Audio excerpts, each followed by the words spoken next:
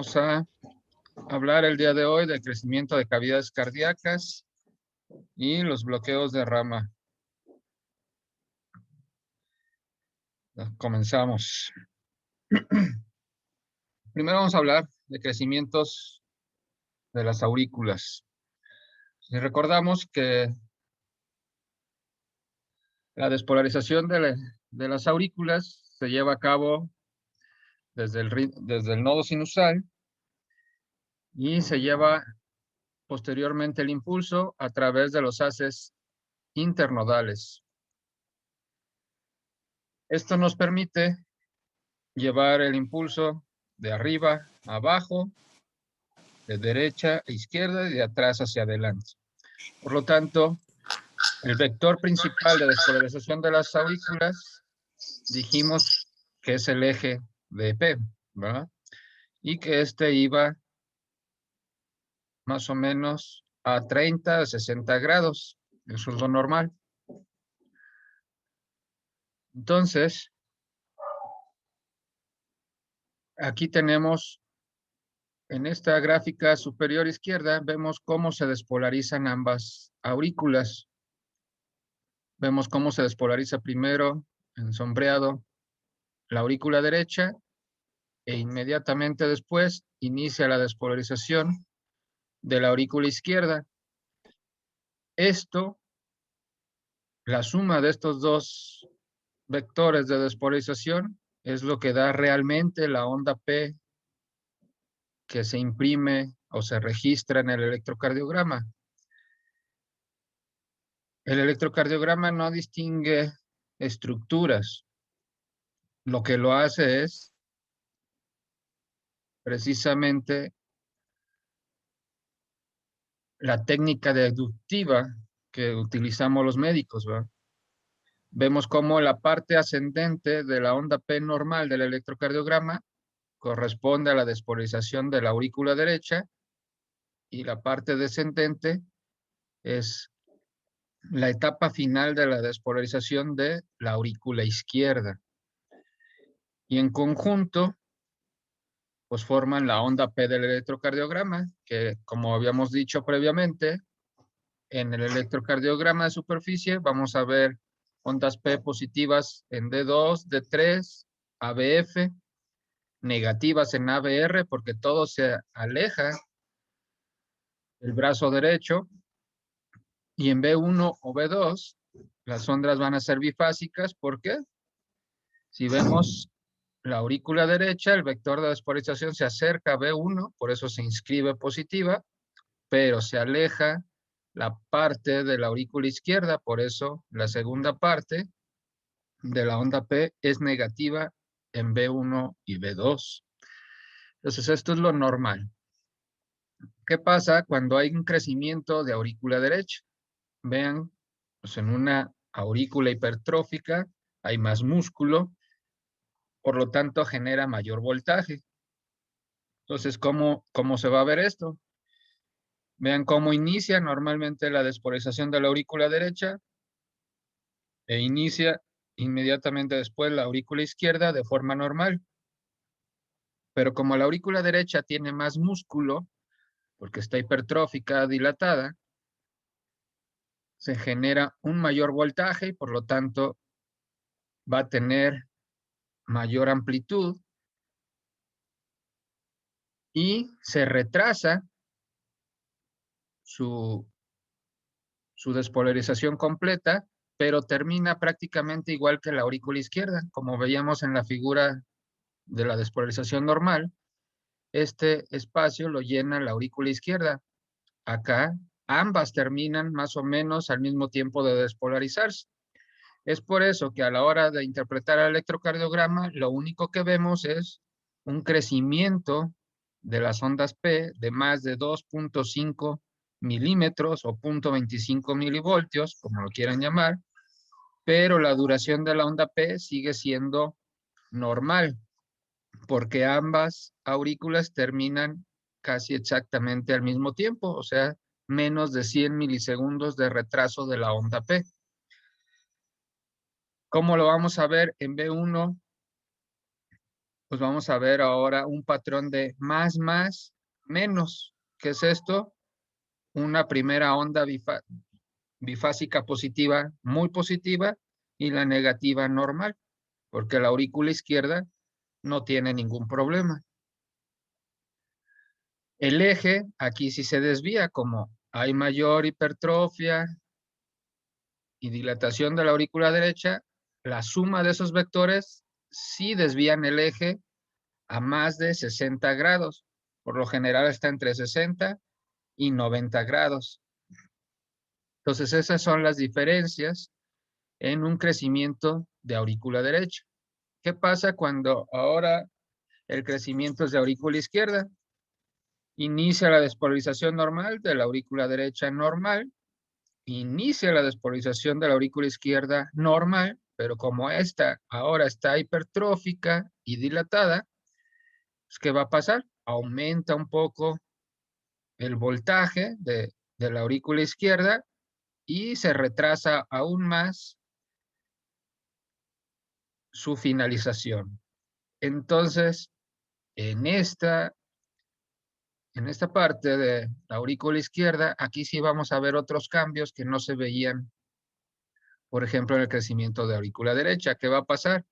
Vamos a tener una primera parte de la onda P normal, y ya cuando inicie la despolarización de la aurícula izquierda, vamos a ver esta muesca o esta segunda onda, que por eso se llama precisamente onda P mitral o bifásica, y esto se debe a que el inicio de la despolarización de la aurícula izquierda tiene mayor voltaje, y como termina todavía en mayor tiempo, porque hay que dar tiempo a que se despolarice todo el músculo de esa aurícula, pues ahora sí la onda P se hace más grande en duración, más de 100 milisegundos. Entonces estas son las características que se describieron sobre todo para enfermedad mitral. Recordemos que cuando hay enfermedad valvular mitral, pues hay crecimiento de la aurícula izquierda. Entonces, por eso le llamaron P mitral. ¿Qué va a pasar con la configuración de la onda P en B1?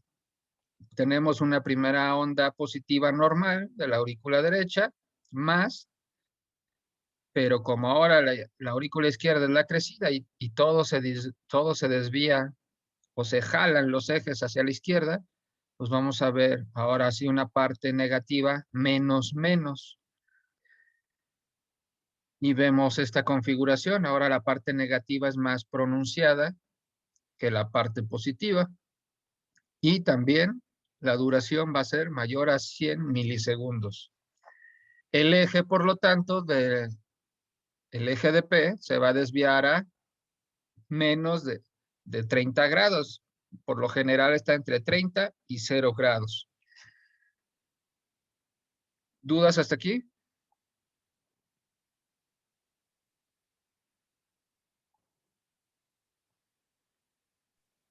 Todo bien, doctor. Gracias. Muy bien, continuamos. Entonces, resumiendo, los criterios de crecimiento auricular, cuando tenemos crecimiento de aurícula derecha, como dijimos, el eje de P se va a ir a más de 60 grados porque se desvía más hacia la derecha y por lo tanto va a estar entre 60 y 90 grados. Va a haber ondas T picudas o acuminadas de más de 2.5 milímetros en D2, D3 y ABF. La duración normalmente va a estar normal, o sea, menos de 100 milisegundos. La onda P bifásica en B1 y B2 va a tener esta configuración de más, menos. ¿Qué quiere decir? Más positiva que negativa. Y puede acompañarse cuando hay crecimientos importantes de la aurícula derecha, un crecimiento neurismático, una aurícula gigante, pues desplaza el septum interventricular por ese mismo crecimiento y por lo tanto el primer vector ventricular no se distingue en B1 y por eso da la imagen de complejos QR en B1. Y pues esto ya casi no lo vemos desde que ya casi no hay enfermedad valvular por fiebre reumática. Pero bueno, en alguna ocasión a lo mejor nos toparemos con algún caso, ¿no? Y bueno, ahora, los criterios de crecimiento auricular izquierdo, recordemos que ahora el eje se va hacia la izquierda y por lo tanto está en menos de 30 grados, por lo general entre 0 y 30 grados. La onda P mitral o bimodal, como habíamos visto, está con esta muesca y con una segunda onda en D2, D3, también se puede ver B5 y B6. Aquí sí va a tener una duración mayor a 110 milisegundos en D2 y ahora en B1 y B2 la onda P va a estar positivo, negativo, negativo. ¿Qué es esto? Más negativo que positivo. Entonces, estos son los criterios para crecimiento tanto de aurícula derecha y aurícula izquierda. ¿Cómo va a estar cuando tengamos crecimiento de ambas aurículas? Pues aquí está representado. Ambas aurículas van a estar hipertróficas y con aumento en la duración del tiempo de despolarización. Entonces va a haber ondas P acuminadas de más de 2.5 milivoltios en D2, D3 y ABF. En estas también la duración va a estar más de 110 milisegundos porque la aurícula izquierda también está crecida. La onda P bifásica va a ser una configuración prácticamente normal, pero de mayor voltaje. Por eso van a estar en más, menos, menos, en vez de más, menos. El eje de P, por lo general, se va a conservar normal porque ambas aurículas están crecidas, pero si hay un predominio de crecimiento, ya sea izquierdo o derecho, pues el eje se va a mover hacia la izquierda o a la derecha, dependiendo qué crecimiento es el que predomina. Pero entonces, en conclusión de crecimiento biauricular, prácticamente se comporta como una P normal, pero que excede los límites normales de más de 2.5 milímetros en altura y más de 110 milisegundos en duración. Ahora vamos a ver los crecimientos ventriculares, que por lo general se deben a hipertrofia en la gran mayoría de casos. ¿Qué pasa en una configuración normal del ventrículo izquierdo? Veíamos que el primer vector se inscribe positivo pequeño en B1 y una pequeña onda Q, que a veces no se ve, en B6. Y el resto del QRS es por el segundo y tercer vector, normales. Entonces, cuando hay crecimiento de la pared libre del ventrículo izquierdo, todo eso se va a alejar de B1, por eso se inscriben heces profundas en B1 y de mayor tiempo por lo general. El QRS ya no es de 80 o 100 milisegundos como máximo, ya puede ser 110 milisegundos o 120 milisegundos, dependiendo qué tanta hipertrofia y qué tanto dure la despolarización de este músculo. Y como todo se acerca a B5 y B6, lo que se van a inscribir acá son Rs muy altas. ¿Por qué? Por el aumento de voltaje y también dependerá cuánto tiempo termina en despolarizarse esto, el tiempo o la duración del QRS, qué tanto se ensancha. ¿Qué pasa cuando hay un crecimiento del ventrículo derecho? Ahora, normalmente el ventrículo derecho no se inscribe en el electrocardiograma porque todos los vectores de despolarización ventricular, en su gran mayoría, son ventriculares izquierdos porque es donde hay mayor músculo. Pero ¿qué pasa en un cor pulmonale, en una TEP crónica?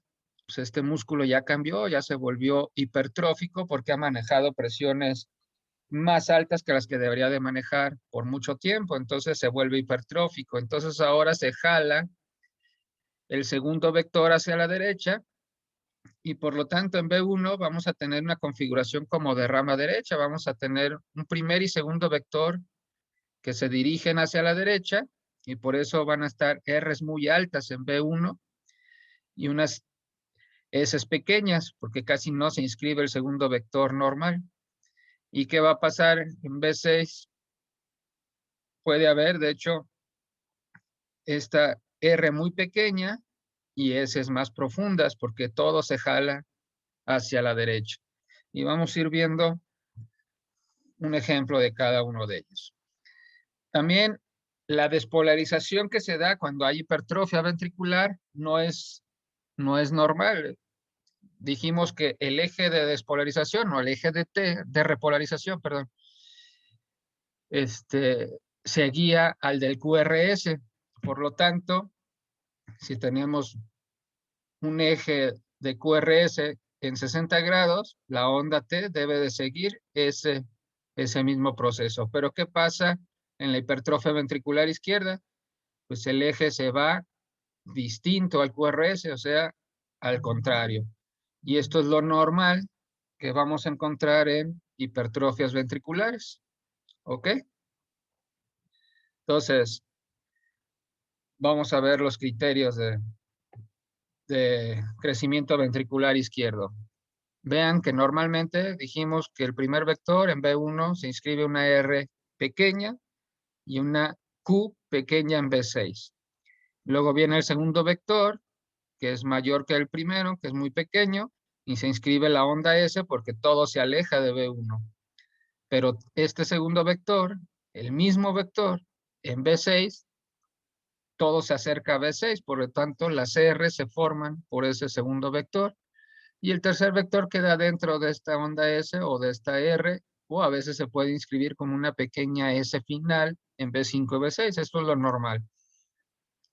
Cuando hay hipertrofia ventricular izquierda, hay un segundo vector todavía de mayor potencia, de mayor magnitud, porque hay mucho músculo que despolarizar y por lo tanto se inscriben las ondas S muy profundas en B5 y B6 porque todo esto se aleja de B1 y ondas R muy altas en B5 y B6. ¿Por qué? Porque todo este vector se acerca a B5 y B6. Entonces, así es como vamos a nosotros a ver el electrocardiograma. Y ya criterios específicos, pues vamos a tener el índice de Sokolov. ¿Qué hizo Sokolov? Pues vio que precisamente esa profundidad de las ondas S en B1 y B2 y las ondas R altas en B5 y B6, pues nos hablaba de ese segundo vector de mayor magnitud y por lo tanto él sumó la profundidad de la S más la altura de la R y si esto es mayor a 35 milivoltios, será positivo para hipertrofia ventricular izquierda. Cuando hay desviación del eje, o sea que esa fuerza jalaba también el vector y por lo tanto el eje se iba a menos 15 grados o incluso más, el doctor Lewis vio que íbamos a ver que la suma de R1 más la S en D3, estas en derivaciones bipolares, y le restábamos la suma de la S en D1 y la R en D3, si esto era igual a más de 17 milímetros, pues también nos daba positividad o era un criterio para hipertrofia de ventrículo izquierdo. Pero este índice solamente es útil cuando el eje está fuera de rangos normales. Si el eje está normal, no sirve este índice. Otros criterios, pues ya aislados, el ver una onda R más de 26 milímetros era un criterio también para hipertrofia ventricular izquierda, que en cualquier derivación precordial fuera de más de 45 milímetros, pues era completamente anormal esto. Onda R en ABL de más de 11 milímetros, onda R en D1 de más de 12 milímetros, onda R en ABF de más de 20 milímetros. Todos estos son criterios muy inespecíficos, pero ya sumados todos, pues nos dan más fortaleza o especificidad para nosotros poder catalogar en un electrocardiograma la hipertrofia ventricular izquierda. Aún así, pues el electrocardiograma no es el mejor método para investigar hipertrofia ventricular. Para eso está el ecocardiograma o la resonancia magnética, ¿verdad? Y bueno, también el corazón toma una posición eléctrica, como habíamos dicho, de levorotación con una Q1S3. Y puede haber horizontalización, que es esto, ABL positiva y ABF negativa. ¿Por qué? Porque todas las fuerzas se dirigen hacia arriba y a la izquierda. Y la transición eléctrica, cuando hay dilatación del ventrículo izquierdo, pues vamos a tener una transición muy precoz. Vamos a ver nada más la precordial B1 normal e inmediatamente se vuelven todos positivos. ¿Por qué? Porque aquí ya está viendo puro ventrículo izquierdo el electrocardiograma. Entonces a esto le llamamos una transición eléctrica precoz y nos habla de dilatación del ventrículo izquierdo. Vamos a ver ejemplos. Vean este paciente en B1, vean las S profundas y en B5, B6, vean las Rs altas. TR tiene 10, 20, 28 milímetros. Y DS tiene 10, 20. Entonces, en la suma son 48 milímetros, lo que quiere decir que tiene un índice de Sokolov de más de 35 milímetros. Este tiene un índice de Sokolov positivo. En este otro electrocardiograma es para ver el índice de Lewis. Vemos cómo el eje está desviado a la izquierda, D2 es la isodifásica, D1 y D3 se van hacia la izquierda. Recordemos que D3 negativo es hacia el brazo izquierdo y por lo tanto entonces el eje está a menos 30 grados. Entonces en este electrocardiograma sí es útil el índice de Lewis, que recordemos es la suma de R en D1 más la S en D3. R en D1 está en 10, 14, 17, más la S en D3. Son otros 10, 13, 17. Prácticamente 17 y 17 son 34. Y a esto le restamos la S en D1 y la R en D3. S no tienen D1 y la R en D3 son 2. Entonces 34 menos 2 son 32. El índice es positivo porque es mayor a 17 milímetros. Entonces este tiene un índice de Lewis positivo. Y si vemos las ondas R de aumento de voltaje y las S también aumentadas de voltaje, pues este también tiene un índice de Sokolov positivo. Entonces, este electrocardiograma tiene todo para ver hipertrofia ventricular izquierda. El eje se desvía a la izquierda, el QRS es de más de 100 milisegundos, Sokolov y Lewis positivo, entonces tiene todos los criterios para hipertrofia ventricular izquierda. ¿Dudas hasta aquí?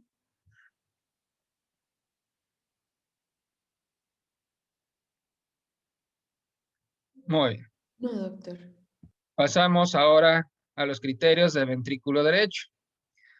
Recordemos siempre cómo se despolariza el ventrículo izquierdo de forma normal en sus tres vectores, ¿verdad? Primer vector septal de derecha, perdón, de izquierda a derecha, de arriba hacia abajo, el segundo vector de derecha a izquierda y el tercer vector de abajo hacia arriba. Y entonces, ¿qué pasa cuando hay crecimiento del ventrículo derecho? Normalmente este segundo vector de despolarización derecho no existe. ¿Por qué? Porque casi no hay músculo ventricular derecho comparado con el espesor del ventrículo izquierdo, pero cuando hay enfermedad del ventrículo derecho, pues este se vuelve hipertrófico, grueso y por lo tanto jala este segundo vector hacia la derecha y por lo tanto vamos a tener la suma del primer vector que se inscribe positivo en B1, pero este segundo vector derecho da estas ondas R altas en B1. ¿Y qué pasa en B6? El primer vector se inscribe normal como una onda Q. Acá vuelve a haber también segundo vector de despolarización y por lo tanto se inscribe también positivo, pero el segundo vector derecho se inscribe muy negativo en B5 y B6 porque se aleja este segundo vector y por lo tanto se inscriben ondas S empastadas en B5 y B6.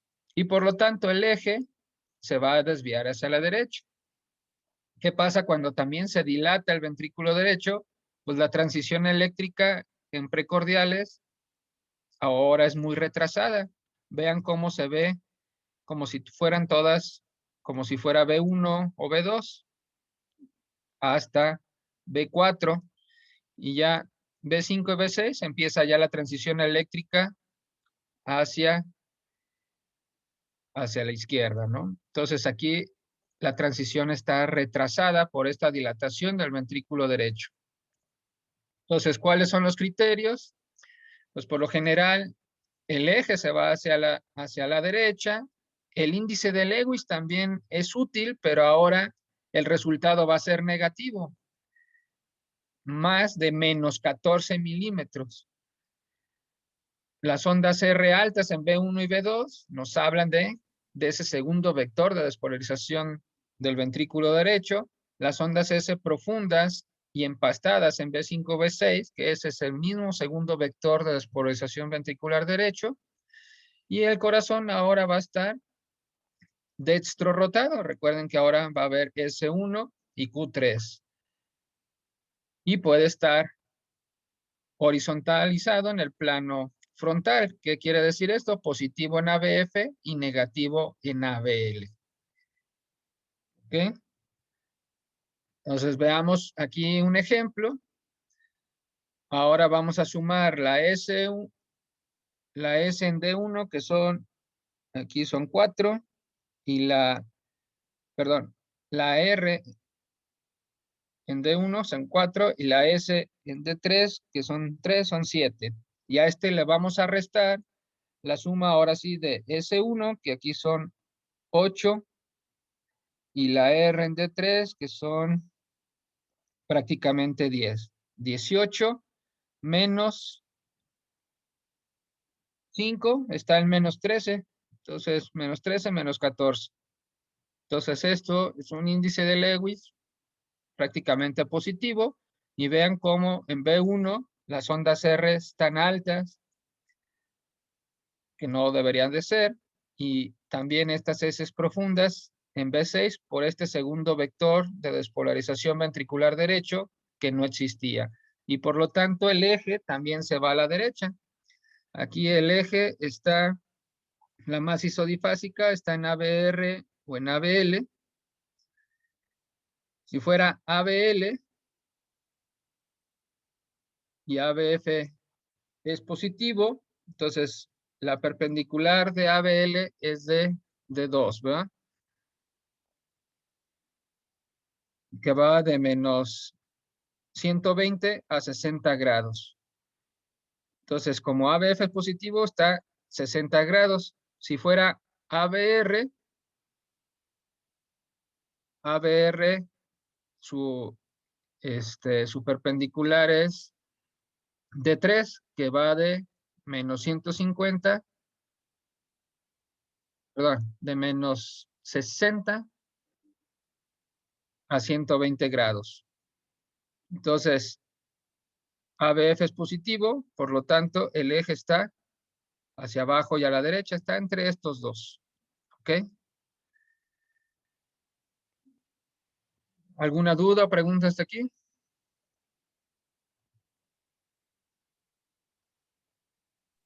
En el chat hay una pregunta, doctor. Sí, dime. Está en el chat, si quieres se la leo. Dice, doctor, buenos días. Una pregunta. Tener todos los criterios de crecimientos ventriculares, ¿cuánta sensibilidad y especificidad tiene? La verdad, nunca me aprendí esas cosas porque, como les digo, el electrocardiograma no es para hacer un diagnóstico de certeza. solamente de sospecha diagnóstica. El hecho de que quieran aprender especificidades y eso, pues ustedes van a, en cualquier libro, artículo que publiquen, va a variar de 10, incluso hasta 20 puntos. Unos podrán decir, tiene una sensibilidad del 80%, otros podrán decir una del 70%. ¿A qué autor le van a hacer caso? Pues la verdad es que es bien complejo. Lo único que tienen que saber que para hacer diagnóstico específico de hipertrofia o crecimiento ventricular, el gold estándar es la resonancia magnética. Y en electrocardiograma, nada más se puede hacer la sospecha, pero siempre hay que confirmarla con un estudio de imagen cardiovascular. ¿Ok?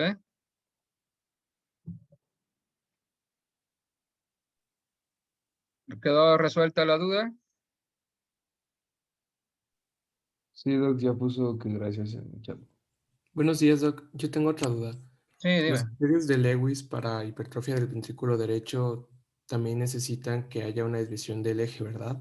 Sí, así es. El índice de Lewis ocupa que el eje esté desviado, ya sea a la derecha o a la izquierda, porque si no, ni para qué nos perdemos el tiempo ahí sumando los vectores, ¿no? Ok, gracias. Sí, de nada.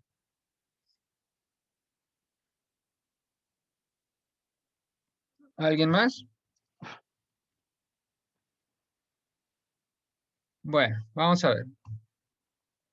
Cuando hay crecimiento, sobre todo del ventrículo izquierdo, que demandan una sobrecarga sistólica, vamos a ver estas configuraciones en el electrocardiograma, que a pesar de ver la hipertrofia o en el electrocardiograma con R altas en B5 B6 y S profundas en B1 o B2, vamos a tener esta inversión de la onda T, pero con un descenso también del ST. Vean cómo es. Aquí desciende hasta 2 milímetros, acá 1 milímetro, y estas ondas T invertidas son por lo general de ramas asimétricas. Entonces esto es lo que llamamos sobrecarga sistólica o onda de lesión. Recordemos que la onda de lesión se ve en el ST. Entonces, lesión por sobrecarga sistólica. Entonces, esta es la imagen que vamos a ver en sobrecarga sistólica más comúnmente. ¿Qué pasa en la sobrecarga diastólica?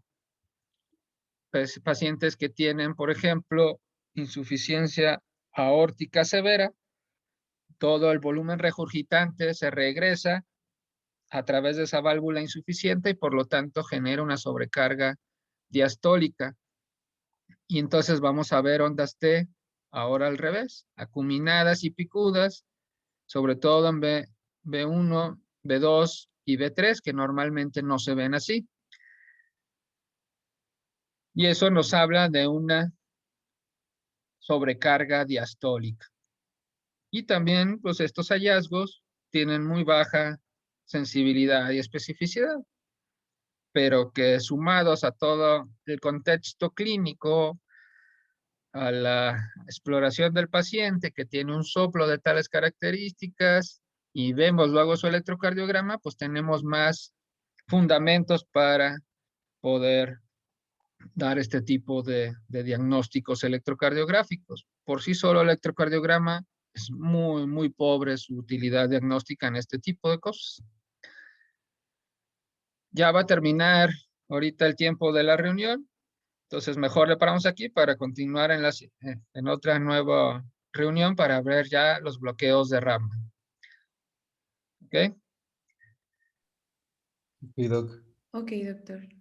Muy bien, terminamos esta reunión.